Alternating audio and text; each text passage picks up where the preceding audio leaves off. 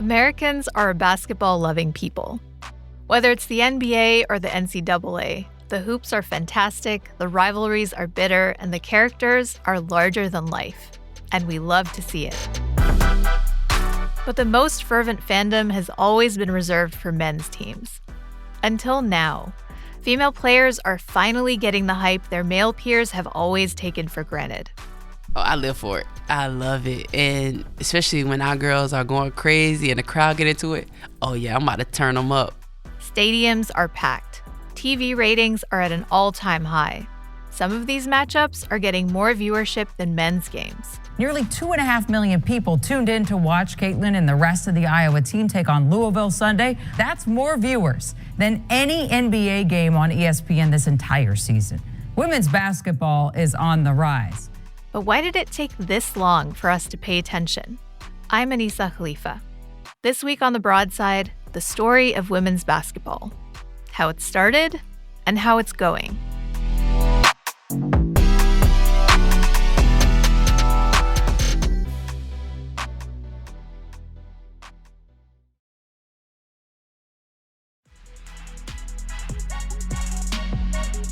I grew up in the 90s, during the height of NBA mania. Michael Jordan was inescapable. I thought I knew the passion for the sport. Then I moved to North Carolina, where college basketball is almost a cult. But I felt kind of left out. I was a skinny, unathletic brown girl who always got picked last in gym class. The only female athletes I had to look up to were the Olympic figure skaters I watched breathlessly every 4 years. But little girls now have plenty of role models. And when it comes to hoops, the women's game is on fire. It's something I saw firsthand during a couple of recent college games. This may all seem like a new phenomenon, but women were there right from the start. That's a story journalist and author Kate Fagan tells in her recent book, Hoop Muses, an insider's guide to pop culture and the women's game. Kate grew up on the court. My dad played professional basketball overseas. My cousins played. My aunts and uncles played. It's definitely the family game. Kate was inspired to write Hoop Muses because her time playing at the collegiate level and then later working at ESPN showed her how we've undersold women's basketball in America. That's what's happened with men's sports. Is like we exploit every single part of it to maximize profits, salaries, TV deals, media rights, and really looking at the women's sports world and realizing how few investment opportunities there were. And one piece of it was the storytelling as well as just the history of the game. Because it had never been told along the way, there was so much of it that even people who would consider themselves women's basketball fans wouldn't know the stories of like the deep history of women's basketball. Like here we're talking like 1890s, early 1900s. Here's how the legend goes. James Naismith invented basketball in 1891 in Massachusetts and published the rules in a YMCA magazine. A few months later, that magazine found its way to Smith College, an all-women's college just down the road. And women began to play too. And it makes sense because basketball was invented as a solution for how to like keep boys occupied during the winter months in a place like Massachusetts when they couldn't be running into each other outside playing football. And so an indoor game was by necessity going to have to be less physical. And that lent itself to women playing because back then, you would never have even had women attempting something like football. Basketball, it was 2 words when it was invented, had a built-in lack of contact. So it was perfect for women at a time when sports were seen as too physical, too immodest for them. Whatever would happen to a girl's uterus if she ran while throwing a ball?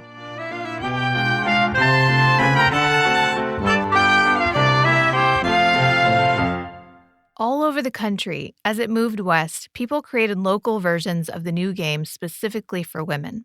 The rules varied, but women's basketball was always less active.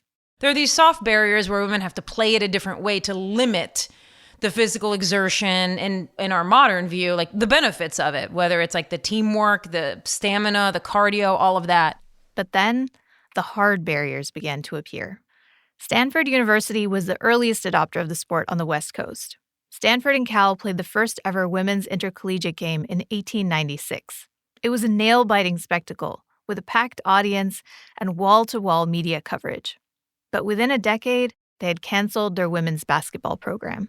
By 1910, Stanford has decided that women can only play like tennis or solo sports. And then you don't see Stanford create an intercollegiate team again until the 60s. That repeats itself throughout the country, both at the high school level and college level, where depending where you look, you'll see hundreds of colleges not field women's basketball teams because it's deemed unladylike. Many colleges didn't have women's basketball programs again until 1972, when Title IX legislation outlawed sex-based discrimination in federally funded programs. Of course, we've stopped believing that physical activity is harmful for women, or that girls playing basketball in public is a scandal. But Kate says that some really pernicious myths still linger around women's sports. The most prominent one is that it pales in comparison to the men's game. You might support it as a moral good, but it isn't fun to watch. Which all comes from this idea that like the physicality of the game and the athleticism displayed is the only reason we watch sports, which is just anytime you kind of like interrogate that intellectually, it doesn't make a ton of sense considering the popularity of, say, the Little League World Series or the pure adrenaline you might have while watching a child of yours play 11 and under basketball. Another one is just simply that women's basketball in particular doesn't make money. It doesn't make money. Why should we care about it? We have decided women's sports isn't dynamic enough to invest in and care about. But a few years ago, that narrow way of thinking was challenged by COVID. Ironically, the pandemic was something that many were afraid would kill live sports altogether. But it gave professional women's basketball the chance to finally prove that it could build an audience, if it was just given a fair chance. ESPN has owned the rights to the WNBA, but historically they may have put something like 20 games on air, and many of them on ESPN2, which has a dramatically lower viewership than ESPN. However, due to event cancellations throughout the sports world, the network was starved for content. The rapid spread of the coronavirus has led to cancellations and rescheduling of sporting events here and around the world. The NBA was the first to suspend its season. And so ESPN put something like 35 WNBA games on that year. Ratings are going up. People are caring about the finals because they've been seeing these games all year. So it was like this real touchstone moment where everything that the WNBA players have been saying, which was like, kind of the field of dreams argument, right? Like if you build it, they will come. If you put us on air, people will watch. Now they had proof that is true. Women's basketball has had to overcome a lack of financial investment, poor media access and coverage, and the nagging perception that it's somehow less interesting to watch. But Kate says the biggest obstacle has been the shortage of good storytelling, which is why we watch sports in the first place. We all love characters, and we need stakes. And that's really at the heart of sports, and women's sports has not been given that ever before. In a championship game in a single half. That changed in a big way during the 2023 NCAA Women's College Basketball Tournament. Hands it off, Carson banks it in! My goodness, it's wizardry! This edition of March Madness was different. It had it all. Incredible games, buzzer beaters, and a final that was nearly overshadowed by a controversy involving trash talking between two superstar players. Yesterday afternoon, the game lived up to the hype. The NCAA women's finals were electric, ending with the LSU Tigers beating the Iowa Hawkeyes in a convincing fashion, 102-85. But LSU's dominating performance is now being overshadowed by a viral gesture that LSU champion Angel Reese made just as her team was about to clinch the title. People on Twitter went nuts, and the response to the gesture has sparked a heated debate about race and double standards in women's basketball. Kate says this proved to be another watershed moment for the sport. A moment where the drama, the narrative, became just as important as the game, and fans finally got to have what every good story needs: heroes and villains. I mean, I had people who had never texted me about women's college basketball, like nonstop texting me during the NCAA tournament, like obsessed with it. Just because they got the storylines, not because they were like, whoa, didn't know they were this good at basketball. Like, they always knew the basketball was good.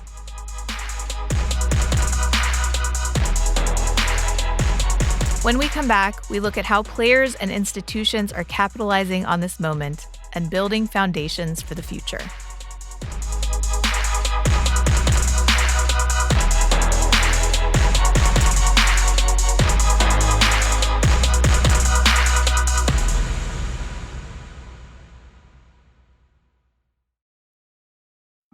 I'm Anita Rao, host of the weekly podcast Embodied.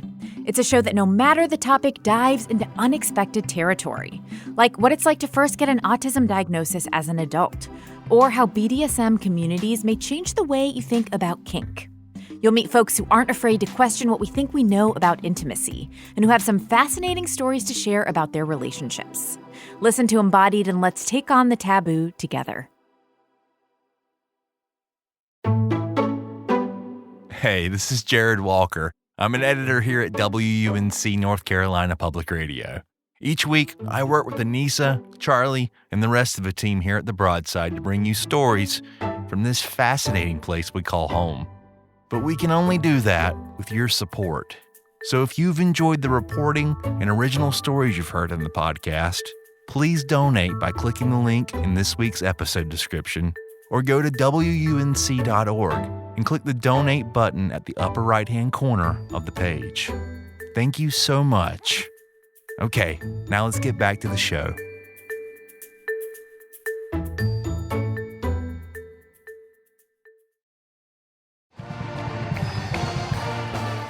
If you know anything about the state of North Carolina's love affair with college basketball, you know we love our rivalries. And the best way to experience that is to go to a game between nemeses. So I've recently attended a matchup between NC State and UNC-Chapel Hill at a packed Carmichael Arena. That's where I met Lauren, a UNC student who was cheering for the home team. I love it because they're amazing and they deserve all the support, and I'm so happy that they finally have big crowds coming out to see. Rivalries like this are an incredibly important part of the storylines in basketball. And Kayla Jones knows that better than almost anybody. She was on the sidelines that evening as part of the NC State coaching staff. I mean, you wake up for every game, you get up for them, but I don't know why those got a little extra oomph to them. Because like you said, it's a rivalry, so the other one want to be on top by the end of the night. So yeah, they got to be Wolfpack Nation. Kayla isn't far out from her own college career, playing against, as she calls them, the blue around the corner and the blue down the street. That's a reference to nearby rivals UNC and Duke. As a player, she helped lead the Wolfpack to 3 straight ACC championships from 2020 to 2022. Along the way, Kayla's had a front row seat to the recent growth of the game. She says it all boils down to one thing.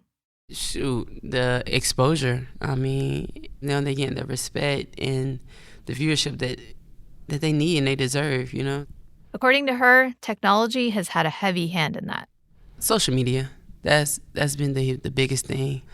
I mean, think one night you can see somebody have a game and go off. You're going to see they name on your feed the whole night. So that's big. That's big for the game. And that's something back in the day they didn't have, like the Dawn Staleys, the Maya Moore. I feel like social media has played a huge part in giving girls that opportunity to be seen. And that visibility is allowing players and teams to build deeper relationships directly with fans. It's a crucial step in the creation of the game's own set of legends. The one and only Angel Reese, the Bayou Barbie, the double queen, and I won't be toning it down anytime soon. So you want me to be nice?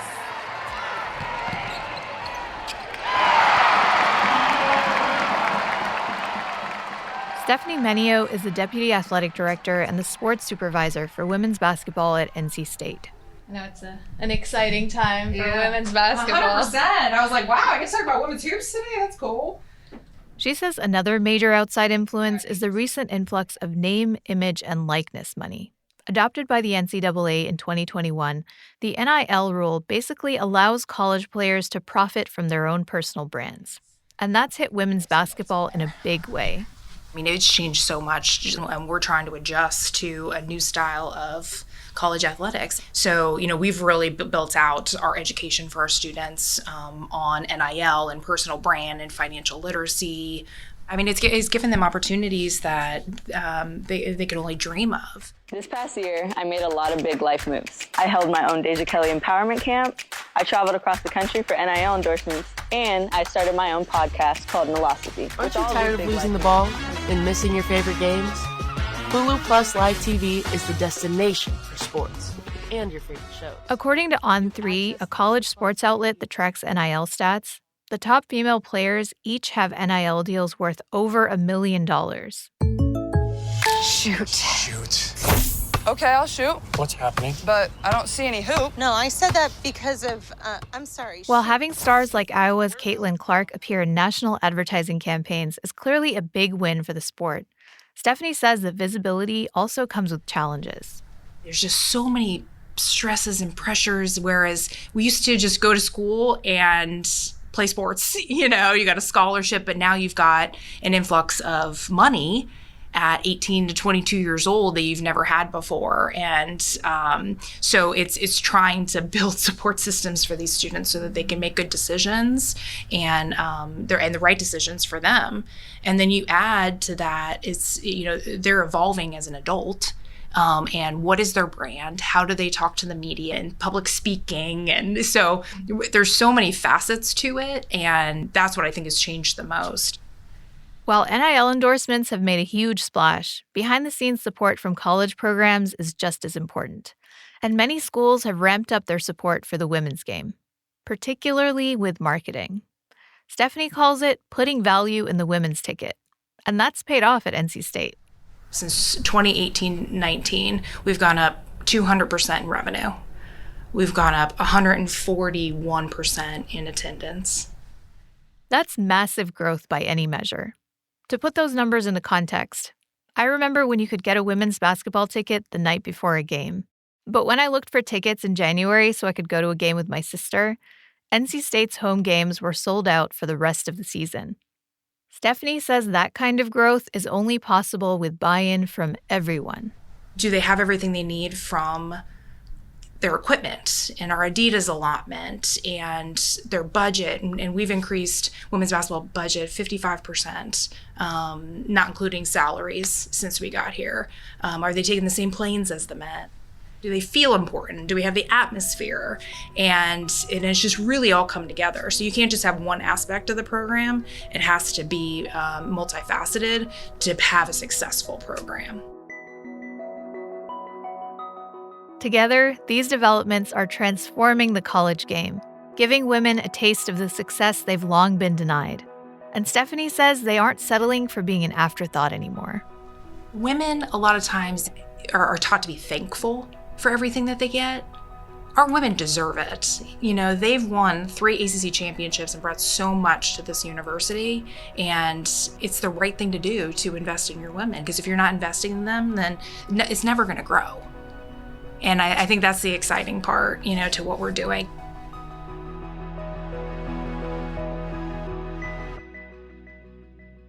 Watching these players today, I think about the very first female college students to play basketball in the 1890s.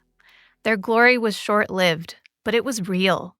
According to author Kate Fagan, the sports history is full of stories about women who found ways to play the game they loved, who refused to be told no.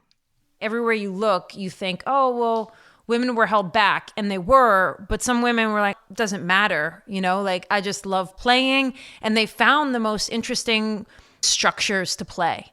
And I just imagine that must have been so fun to do something at times scary, but so fun to be doing this thing that made you feel alive and free in a time when that was really hard to find for women. And today, even in this new age for women's hoops, there are still obstacles. For many women, college basketball is the height of their career, and most will never make it to the WNBA, where spots are limited and salaries are a fraction of men's. I do think this next generation of players has their own burden, right? The branding piece it's hard, right? It's not like every basketball player also wants to care about their brand or have to worry about how they're seen on social media, but you can't avoid it now. But to me, the key piece that they're kind of inheriting and the question they have to ask themselves is what, now that they've been given this solid future, what do we want women's sports to look like? Because the only models we have are men's sports. And I think the whole point is that women could do things differently. What are your hopes for the future? If you look at the history of women's sports, women have never really been allowed to govern their own sports. The NCAA has always been run by men. And I think we've always, had this idea of like, oh, if you give women power, the results will be different. But there's very few places where you can actually test that hypothesis.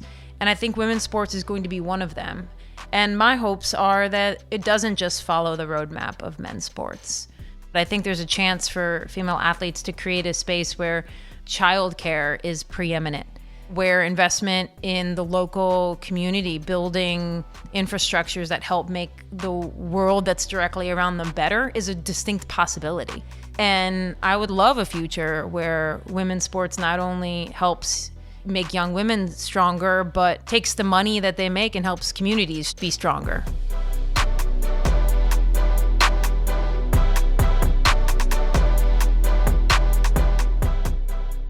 This episode of The Broadside was produced by me, Anissa Khalifa. Our editor is Jared Walker, and Wilson Sayre is our executive producer. A very special thanks to my colleague Mitch Northam, whose expertise was invaluable in the reporting of this story. Thanks also to Annabelle Myers and Matti Smith at NC State and Dana Gelin at UNC-Chapel Hill. The Broadside is a production of WUNC North Carolina Public Radio. You can email us at broadside@wunc.org. If you enjoyed the show, leave us a rating, a review, or share it with a friend. Thanks for listening, y'all. We'll be back next week.